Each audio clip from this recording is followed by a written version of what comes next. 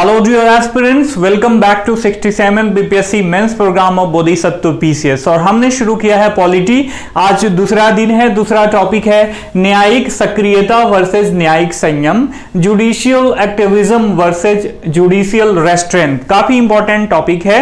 इसको हम क्यों पढ़ रहे हैं, ये करंट में बना हुआ है, साथ साथ स्टैटिक पोर्शन के लिहाज से भी काफी इंपॉर्टेंट है।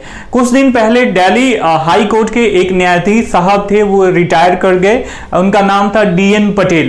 अपने विदाई समारोह में कहते हैं कि न्यायपालिका को न्यायिक संयम बरतना चाहिए और न्यायिक सक्रियता से बचना चाहिए। तो दोनों टर्म जो है अपने आप में काफी इंपॉर्टेंट है फॉर 67 बीपीएससी मेंस एग्जामिनेशन। तो if you are serious about mains preparation then watch this video from beginning to the last my dear friend, and if you are new at my channel then subscribe the channel and hit the bell icon for all the new notification. देखिए, judicial activism, ये रही विधायिका, ये मेरा ये जो बायां हाथ है ये विधायिका है और दाहिना हाथ ये न्यायपालिका है। और ये देखिए दोनों में टसल फेस ऑफ हो रहा है, दोनों पंजा लड़ा रहे हैं। यह पंजा लड़ाने का मतलब या फेस ऑफ का मतलब ये नहीं हुआ कि किसी कुश्ती में जाके और आंकड़ा में जाके ये लोग कुश्ती लड़ रहे हैं, ऐसा बिल्कुल नहीं। इसका आप प्राय ये समझ सकते हो, न्यायिक सक्रियता का मतलब क्या हुआ। आप देखोगे कि जैसे हमारे यहाँ छठ पूजा आने वाला है या कोई सा भी त्योहार पड़ता है, जैसे ईद पड़े, दिवाली पड़े, तो इसमें कुछ त्योहारों में कुछ ऐसे लोग होते हैं जो प्रोएक्टिव होते हैं और आगे बढ़ चढ़कर जो है कोई काम को करते हैं, साफ सफाई करते हैं और लोगों की सहायता करते हैं। जो लोग फास्ट वगैरह रखते हैं इनकी सहायता करते हैं। तो उनको क्या बोला जाता है कि ये फलाना व्यक्ति जो है, अब्दुल है या राम है, दोनों लोग क्या हैं, एक्टिव हैं। इनको बोलते हैं ये लोग सक्रिय आदमी हैं। तो ऐसे ही समझिए कि न्यायिक सक्रियता का मतलब जब न्यायपालिका द्वारा सक्रिय होके आगे बढ़ के लोगों के अधिकारों का संरक्षण किया जाए, या विधायिका द्वारा या कार्यपालिका द्वारा अपने कार्यों का निर्वहन ढंग से नहीं किया जा रहा है, उसको बताया जाए कि भैया देखो, you are not working your part properly, अर्थात आप अपना काम ढंग से नहीं कर रहे हो, तो मुझे इसमें हस्तक्षेप होने को विवश हो जाना पड़ेगा। इसे बोलते हैं न्यायिक सक्रियता। ठीक है, आप बात समझ में आ रही होगी। ये देखिए, मैंने इंडिया टुडे से एक पिक लिया है, आप फेस ऑफ दिखा रहा है ना, मतलब न्यायपालिका का, कार्यपालिका का और विधायिका का। अब इसको लिखेंगे कैसे, इसकी परिभाषा कैसे देंगे कि मतलब यदि आपको आंसर राइटिंग करनी है तो ऐसे ठेठ भाषा में तो आप लिखोगे नहीं, आप इसको कैसे एलोबरेट करोगे कि नागरिकों के अधिकारों के संरक्षण और समाज में न्याय को बढ़ावा देने के लिए न्यायपालिका का आगे बढ़कर कार्य करना ही न्यायिक सक्रियता समझा जाता है, या उसे बोला जाता है न्यायिक सक्रियता। That means judicial activism. ठीक है, बात आ गई समझ में। अब इसको दूसरे अर्थों में कैसे हम कह सकते हैं, इसका दूसरा अर्थ भी है। हम ये कह सकते हैं कि, मैं इसका कलर चेंज कर लेता हूं, व्हाइट पे व्हाइट अच्छा नहीं लगेगा। विधायिका एवं कार्यपालिका को अपने संवैधानिक दायित्वों के पालन के लिए यदि न्यायपालिका द्वारा बाध्य किया जा रहा है तो इसे बोलते हैं न्यायिक सक्रियता। ठीक है, पीडीएफ में बहुत सारे इसके परिभाषा, बहुत सारी परिभाषाएं लिखी गई हैं, बहुत सारे इसके बारे में टर्म्स एलोबरेट किए गए हैं, तो आप पीडीएफ से पढ़ लेना। ठीक है, आगे बढ़ते हैं। अब देखिए, हमने न्यायिक सक्रियता देख लिया, अब थोड़ा सा न्यायिक संयम के बारे में समझते हैं। सक्रियता और संयम, एक आदमी प्रोएक्टिव है, मतलब आगे बढ़ चढ़ के हिस्सा ले रहा है, कोई गलत काम हो रहा है तो वो दूसरे के कार्याधिकार में भी जाके उस काम को कर दे रहा है, उस गलत चीज को रोक रहा है, तो इसको बोलते हैं न्यायिक सक्रियता। अर्थात यदि न्यायपालिका द्वारा किया जा रहा है तो न्यायिक सक्रियता है। लेकिन अगर वही व्यक्ति शांत स्वभाव से बैठा रहे, अपने कार्य क्षेत्र में आने वाली चीजों को ही करे, तो उसे बोलेंगे हम कि वो व्यक्ति संयमी है। यदि न्यायपालिका द्वारा ऐसा ही काम किया जा रहा है, केवल जो उसका एरिया है, रीजन है, जो संविधान द्वारा जो उसको दायित्व दिया गया है वही कर रहा है, किसी और के पार्ट, किसी और के गेम में, किसी और के खेल में हस्तक्षेप नहीं कर रहा है, तो बोलेंगे न्यायपालिका संयम है। और इसे ठीक विपरीत, दैट मीन्स जुडिशियल एक्टिविज्म की जो अवधारणा है, जो कॉन्सेप्ट है, वो जनहित याचिका से निकटता से जुड़ी हुई है। ठीक है, और यह न्यायिक संयम से विपरीत है। देखिए, न्यायिक संयम से विपरीत कैसे है जुडिशियल एक्टिविज्म, ये बात तो आप समझ गए। अब यहां पे देखो, जनहित याचिका एक शब्द है, आपको क्लिक करेगा कि इसका क्या मतलब हुआ और जुडिशियल एक्टिविज्म जनहित याचिका से कैसे जुड़ा हुआ है।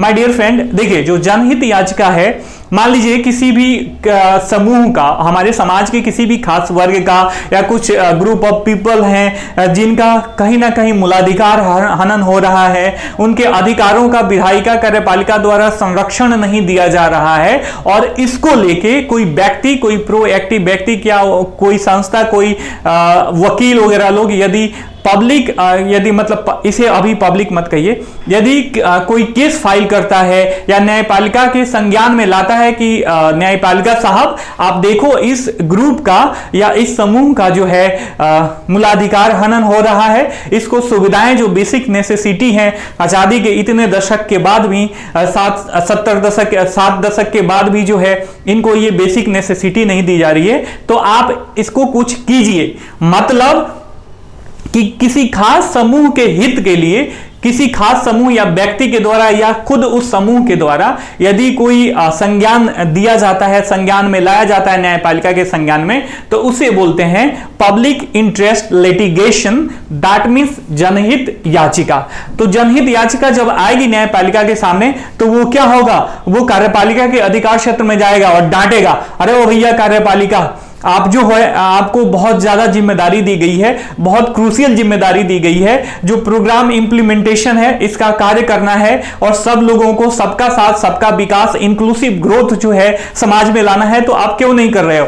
तो न्यायपालिका यहां पे क्या कही जाएगी कि न्यायपालिका यहां पे सक्रिय है, और ये जो पब्लिक इंटरेस्ट लिटिगेशन अर्थात जनहित याचिका का जो कॉन्सेप्ट है वो जुडिशियल एक्टिविज्म अर्थात न्यायिक सक्रियता से एक दूसरे से अटैच हैं। ये बात आई होप कि आपको समझ में आ गई होगी। ठीक है, अब देख लेते हैं कि न्यायिक सक्रियता क्यों जरूरी है। ठीक है, क्यों जरूरी है, इसके क्या लाभ हैं, ये क्यों जरूरी है, ये तो लाभ हो गया, इसकी हानियां भी देखेंगे और लास्ट में कंक्लूजन भी पढ़ेंगे my dear friend. That means कि यदि आप आंसर राइटिंग करते हो तो ये सारी चीजें आपके आंसर में इंक्लूड होनी चाहिए। ठीक है, और आंसर राइटिंग कैसी करी जाती है उस पूरे फॉर्मेट का जो है एलोबरेशन किया गया है पीडीएफ नोट्स में।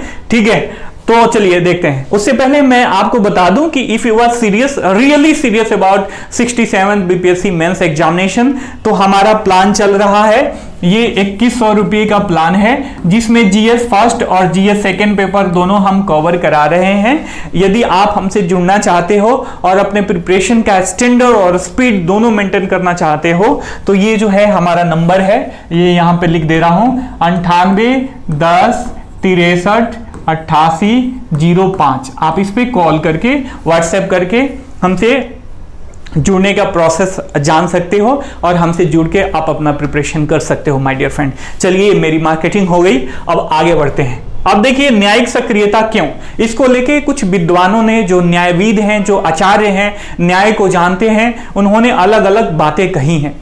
यहां पे देखिए सबसे पहले नाम आता है डॉक्टर बीएल बधेरा साहब का। ये बहुत बड़े न्यायविद रह चुके हैं। ये कहते हैं कि विधायिका और कार्यपालिका के द्वारा जब अपने कार्यों का निष्पादन नहीं होगा, तो ऑब्वियस जब न्यायपालिका विधायिका को एक दूसरे को या कार्यपालिका को जो है, न्यायपालिका को इसलिए बनाया गया है कि ये विधायिका और कार्यपालिका का चेक बैलेंस कर सके। ठीक है, ये दोनों एक दूसरे को चेक एंड बैलेंस करते रहे। क्योंकि संविधान हमारे यहाँ सर्वोच्च है, उसके ऊपर कोई नहीं है, तो ये लोग हैं, यदि अपने कार्य क्षेत्र से बाहर जाते हैं या अपना कार्य नहीं करते हैं, तो दोनों एक दूसरे को चेक एंड बैलेंस करते रहे।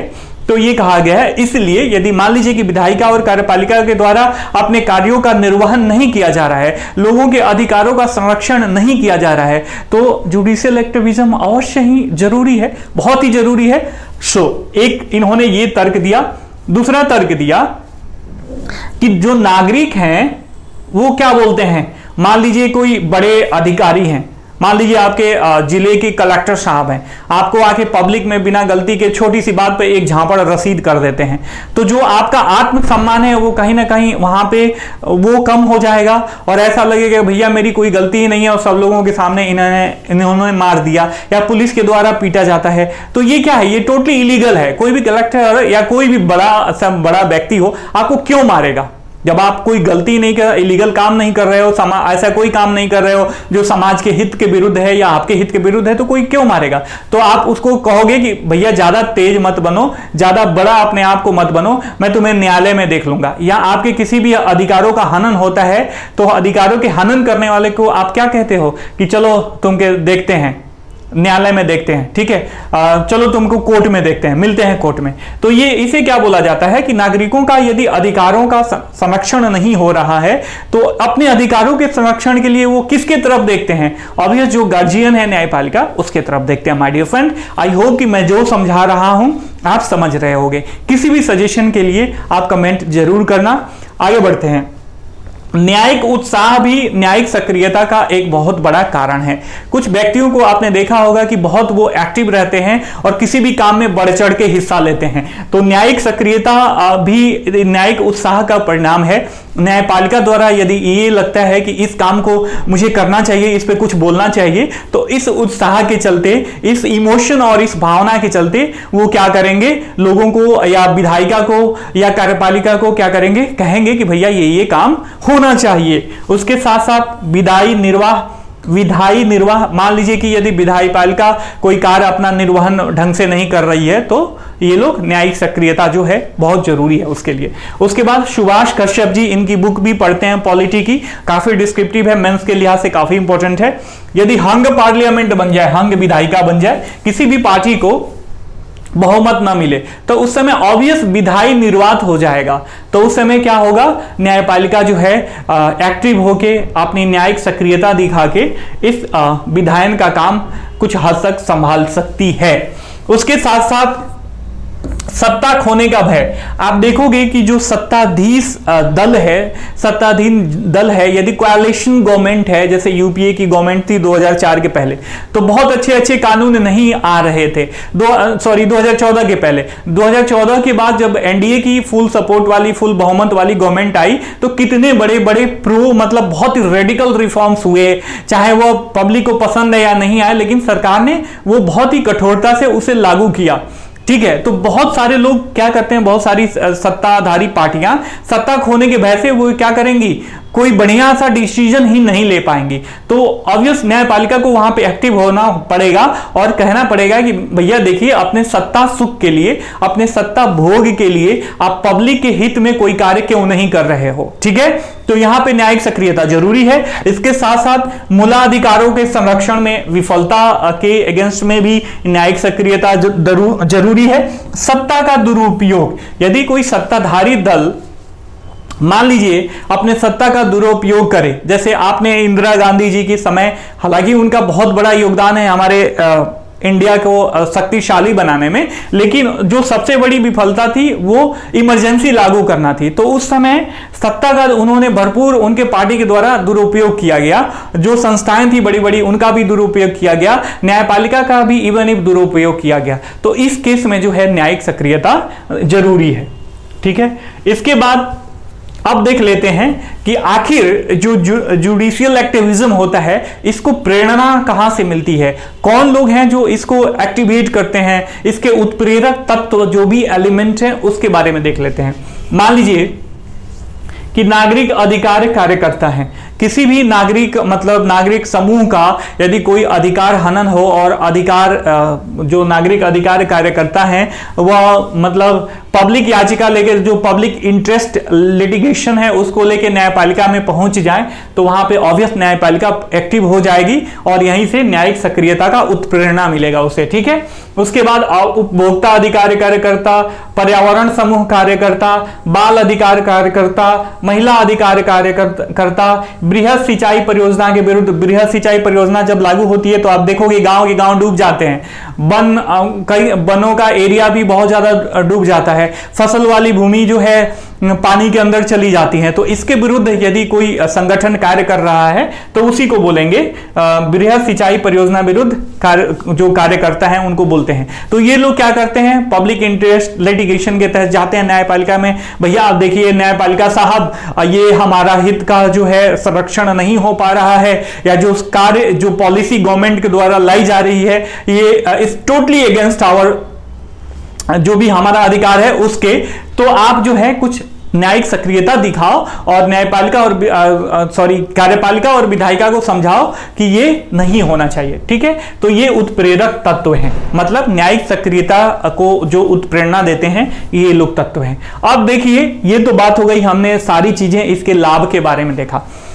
अब ये बात बताओ कि न्यायिक सक्रियता को लेके क्या क्या आशंकाएं हैं, इसकी क्या क्या हानियां हैं, क्या इससे भय उत्पन्न हो सकता है।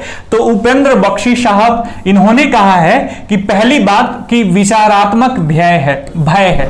न्यायपालिका कहीं ये ना हो कि अपनी प्रोएक्टिविज्म के चलते विधायिका और कार्यपालिका को हड़प ले आगे आने वाले समय में या कुछ दिन बाद, और अपने फुल पावर में इसकी जो फुल अथॉरिटी है कंट्री की वो अपने हाथों में ले ले। उसके बाद मीमांसात्मक भय, देखिए मैं इसका दूसरा पर्यायवाची शब्द मैंने ढूंढने की कोशिश करी लेकिन कोई ढंग के नहीं मिल पाया, मतलब मेंस के लिहाज से, मेंस आंसर राइटिंग के लिहाज से, तो इसीलिए मैंने इसको डाल दिया। तो इस शब्द से मत डरना। शब्द का मतलब होता है मीमांसा का मतलब, मीमांसात्मक भय का मतलब होता है कि मान लीजिए मैं हूं, तो मैं जीएस में मेरे से अच्छा मैं दावा कर रहा हूं कि कोई नहीं पढ़ा सकता आपको मेंस एग्जामिनेशन के लिए। Definitely if you are serious about 67 BPSC, 68 और 69 BPSC mains examination, then you can call and WhatsApp and on 9810638805। ये हमारा नंबर है, 05 होगा यहाँ पे 9810638805। इस पे कॉल करके आप हमारे मेंस प्रोग्राम से जुड़िए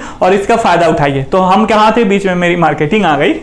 मीमांसात्मक भय, तो मान लीजिए कि मैं जीएस पढ़ा सकता हूं, मैं ज्योग्राफी पढ़ा सकता हूं और पब्लिक एड पढ़ा सकता हूं। इसमें मैं मतलब विद्वता है मेरी इतनी कि मैं मेंस का प्रिपरेशन करा सकता हूं इसमें, लेकिन मैं सारी चीजें सब सब्जेक्ट तो नहीं पढ़ा सकता। उसी तरह मीमांसात्मक भय का मतलब ये हुआ कि मैं अपने ऊपर ये कह दूं आपसे कि मैं पॉलिटी भी ज्योग्राफी भी पढ़ा सकता हूं, पबैड भी पढ़ा सकता हूं, हिस्ट्री भी पढ़ा सकता हूं, इकोनॉमिक्स भी पढ़ा सकता हूं, ऑप्शनल सब्जेक्ट एंथ्रोपोलॉजी भी पढ़ा सकता हूं, एलएसडब्ल्यू भी पढ़ा सकता हूं, सब कुछ पढ़ा सकता हूं। तो क्या ये पॉसिबल है? नहीं पॉसिबल है। तो इसको बोलते हैं, यदि मैं ये अपने ऊपर लेता हूं जिम्मेदारी, तो आप कह सकते हो कि यहां से मीमांसात्मक भय आपको लग रहा है। तो उसी तरीके से न्यायपालिका से कहा जाता है कि मान लीजिए न्यायपालिका हर एक चीज में हाथ घुसाती है, अपनी हर एक चीज में अपना पैर अड़ाती है। तो क्या जो न्यायपालिका है डॉक्टर मनमोहन सिंह के इतना अर्थशास्त्री है, उसको अर्थव्यवस्था की इतनी समझ है? क्या जो न्यायपालिका है वो बहुत बड़ा पर्यावरणविद है? क्या न्यायपालिका है वो बहुत बड़ा मैनेजमेंट उसे आता है? क्या सब कुछ आता है न्यायपालिका को कि हर एक क्षेत्र में अपना टांग अड़ाती है? नहीं, इसी को बोलते हैं मीमांसात्मक भय। तो उपेंद्र बख्शी साहब ने कहा कि न्यायपालिका को तो सब कुछ ऐसा लगता है कि सब कुछ ही आता है, तो मीमांसात्मक भय है, इससे न्यायपालिका को बचना चाहिए। आप वही काम करो जो आपको समझ में आता है और जो आप अच्छे से सर्विस दे सकते हो। ठीक है, उसके साथ प्रबंधन संबंधी भय की बात करी है उपेंद्र बख्शी साहब ने। देखिए, कभी भी जब आप चाहो तो इनका नाम न लिख के ये भी लिख सकते हो, लेकिन जब आप किसी विद्वान का नाम लिखते हो तो आपका जो भी राइटिंग है उसको एक अथॉरिटी मिल जाती है कि फलाना फलाना न्यायविद ने कहा है इसको, या फलाना विद्वान ने, फलाने क्षेत्र के विद्वान है, इन्होंने ये कहा है। तो अथॉरिटी मिल जाती है और जो एग्जामिनर होता है उसको लगता है कि इस बंदे को पता है, तो चलो इसको मार्क्स देते हैं। साफ सुथरा अगर ढंग से लिखते हो, प्रेजेंट करते हो तो आपको बढ़िया मार्क्स मिलता है। ठीक है, प्रबंधन संबंधी भय के मामले में इन्होंने कहा कि भैया मतलब तुम लोग हमारे क्षेत्र में काम करने के लिए बहुत उतारू हो। एक बात बताओ, तुम पे इतने ज्यादा, कल हमने पढ़ा था करंट अफेयर्स के उसमें क्लास में राजनीति का अपराधीकरण, तो उसमें देखा था कि जो राजनीतिज्ञ हैं, मतलब राजनीतिज्ञ नहीं, जो पॉलिटिशियन है, ये लोग नेता लोग, इनके मामले में जो आपराधिक छवि के हैं, जिनकी पृष्ठभूमि अपराधियों की रही है, इन पे लगभग जो है 5000 मामले पूरे देश में अभी लंबित हैं। ये ऑफिशियल है, सरकारी आंकड़ा हमेशा थोड़ा बहुत इधर उधर होता है, कम ही होता है। तो एक बात बताओ, और वैसे केसेस तो पता नहीं कितने लाख हैं। ठीक है, तो आप अपना काम तो संभाल ही नहीं रहे हो, आपके पास जो कार्य आ रहा है उसको ढंग से, जो भी केसेस आ रहे हैं उसको ढंग से जो है उसका सॉल्यूशन नहीं प्रोवाइड कर रहे हो, उसे क्लोज नहीं कर पा रहे हो, और आप आ रहे हो दूसरों को बताने कि भैया ये ऐसे मैनेजमेंट करना चाहिए, ये करो ये करो। पहले आप अपना काम संभालिए, उसके बाद आप हमारा काम संभालिए। ठीक है, उसके बाद आत्मवृत्त संबंधी भय, लोगों को ये लगता है, न्यायपालिका को बहुत सारे न्यायाधीश ये होते हैं, उनको ये लगता है कि भैया सेवानिवृत्ति के बाद जो है हमारा स्थान क्या होगा, तो इस वजह से वो प्रोएक्टिव हो जाते हैं और कुछ काम करने की कोशिश करते हैं। अब आगे बढ़ते हैं। अब देखिए कुछ एग्जाम्पल देख लेते हैं जुडिशियल एक्टिविज्म का। गोलकनाथ वर्सेस पंजाब राज्य 1967, इसमें कहा गया था कि पार्ट 3 जो हमारा कॉन्स्टिट्यूशन का भाग 3 है, जो मूलाधिकार से संबंधित है, इसमें हम संशोधन नहीं कर सकते और ये 368 के द्वारा प्रतिबंधित है। ठीक है, भले ही प्रतिबंधित हो, लेकिन फिर जो सुप्रीम कोर्ट है ये आता है केशवानंद भारती वर्सेस केरल राज्य 1973 का, ये एग्जाम्पल इसमें दे रहे हो, ये केस का वाद है। इसमें कह रही है सुप्रीम कोर्ट कि नहीं कर सकती है फंडामेंटल राइट में संशोधन, लेकिन ये मूल ढांचे में परिवर्तन नहीं कर सकता है। तो अपना जो पहले का दिया हुआ जो जजमेंट था, अगर यदि उसे लगा कि ये गलत है तो आगे बढ़ के प्रोएक्टिव तरीके से होके उस जजमेंट को बदला और ये वाला लाया, और सारे एग्जाम्पल्स लिखे हुए हैं आपके उसमें। अब बात आ जाती है, हमने वहां तक कंक्लूड कर लिया जुडिशियल एक्टिविज्म के तहत। न्यायिक संयम मैंने बता दिया कि संयम से अपने कार्य क्षेत्र में रह के ही अपना कार्य करना, भले ही गाइड कर सकते हैं समय समय पे जब अत्यावश्यकता हो तब, तो उसको बोलते हैं जुडिशियल रेस्ट्रेंट, दैट मीन्स न्यायिक संयम।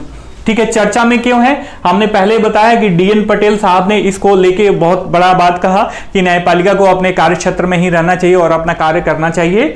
उदाहरण, कुछ न्यायिक संयम के उदाहरण हैं। राजस्थान स्टेट वर्सेस भारत संघ, इसमें याचिका दी गई किसी काम को लेके, तो उसमें न्यायपालिका ने कहा था कि नहीं भैया ये विधायिका का हमारा या कार्यपालिका का हमारा काम नहीं है, हम जो है हस्तक्षेप नहीं कर सकते, और याचिका खारिज कर दी गई। एसआर मुंबई वर्सेस भारत संघ 1994, इसमें भी न्यायिक संयम की परिभाषा, न्यायिक संयम बरता गया, और 2007 में सुप्रीम कोर्ट की पीठ ने जो है, एक पीठ ने, जजों की पीठ ने जो है ये कहा था कि न्यायिक संयम बहुत जरूरी है सोसाइटी में और हमारा जो संवैधानिक व्यवस्था है उसको मेंटेन करने के लिए। और उन्होंने मॉन्टेस्क्यू का एक बुक है द स्पिरिट ऑफ लॉज, इसका उदाहरण देते हुए कहा कि यदि न्यायिक संयम को न बरता गया तो क्या क्या हानियां हो सकती है माय डियर फ्रेंड। ठीक है, उसके बाद हम क्या करेंगे, तो ये हमने देखा जुडिशियल एक्टिविज्म और न्यायिक संयम, जुडिशियल रेस्ट्रेंट के बारे में। अब हम कंक्लूजन कैसे लिखेंगे, हम कंक्लूजन लिखेंगे, अतः हम कह सकते हैं कि चाहे वह न्यायपालिका हो और या विधायिका हो, दोनों को अपने अपने कार्य क्षेत्र में जो भी कार्य उनको संविधान के द्वारा प्रोवाइड कराए गए हैं उसको करते हुए, और विचारशील जो प्रगतिशील विचार हैं उसको एडॉप्ट करते हुए अपने कार्यों को करना चाहिए, और जब तक अत्यावश्यक ना हो एक दूसरे के मामले में हस्तक्षेप नहीं करना चाहिए और देश को आगे बढ़ाना चाहिए। ठीक है, कंक्लूजन कभी भी आपका अपना होना चाहिए। आंसर का बॉडी जो है, मेन बॉडी है, भले आप कहीं से पढ़ के आप लिखो, लेकिन कंक्लूजन जो है काफी प्रोग्रेसिव और आपका अपना होना चाहिए। आई होप कि आपको जुडिशियल एक्टिविज्म और जुडिशियल रेस्ट्रेंट, दैट मींस न्यायिक संयम, बहुत बढ़िया से समझ में आ गया होगा। वीडियो पसंद आया होगा तो वीडियो को लाइक करना, चैनल को सब्सक्राइब करना और अपने अन्य दोस्तों के साथ शेयर करना, ताकि इसका लाभ जो है अधिक से अधिक लोगों तक पहुंच सके। और हाँ, if you want to join our program, then you can call on 9810638805। ये हमारा नंबर है, आप इस पे कॉल करो। और जो हमारा 2100 का प्रोग्राम है मेंस एग्जामिनेशन के लिए, इससे जुड़ के आप अपने मेंस का प्रिपरेशन का जो स्पीड है और स्टैंडर्ड है दोनों मेंटेन कर सकते हो माय डियर फ्रेंड। फिर मिलेंगे, तब तक के लिए साइनिंग ऑफ, टेक केयर, जय हिंद, जय भारत।